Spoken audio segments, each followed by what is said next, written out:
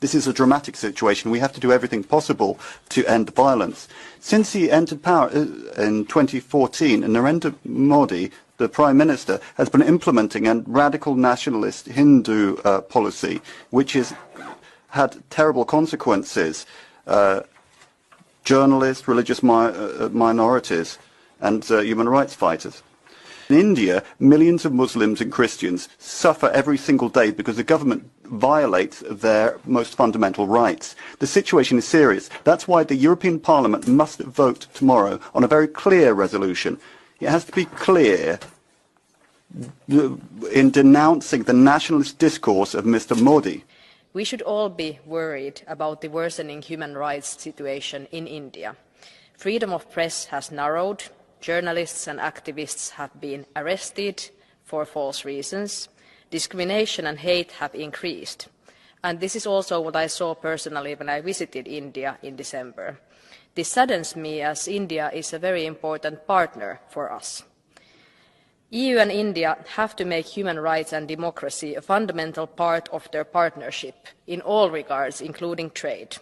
Our joint resolution is crystal clear. We are calling on India to do everything within its power to end ethnic and religious violence, to punish perpetrators and end Hindu extremism.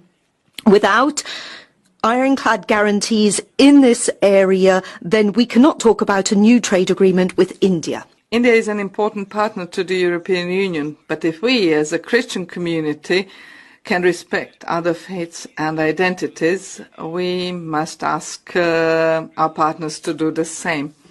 I propose an urgent visit by the European Special Envoy for Religious Freedoms to India, and the way Indian government will treat this proposal will show whether the authorities there are, for the time being, only powerless in such cases, or whether they knowingly allow persecution of religious minorities by radical groups.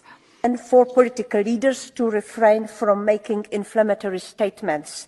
They should impartially mediate tensions and reject any nationalistic rhetoric.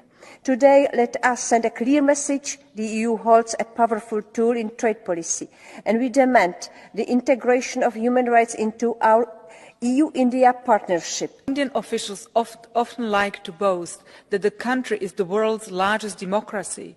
Intolerance and violence against religious minorities paint a different picture. These attacks against Christians are not isolated incidents.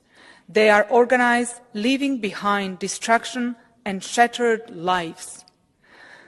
The EU cannot close its eyes to this crime. With this resolution from the European Parliament, we call on the most populous democracy in the right just to do what it is duty-bound to do in its constitution, to maintain religious freedom also for Christians in Manipur. Despite the gravity of the situation, authorities are not taking sufficient action and fostering peace dialogues, while the Manipur Tribal Forum's plea for protection of the Kuki tribe by the Indian Army has been rejected by the Supreme Court.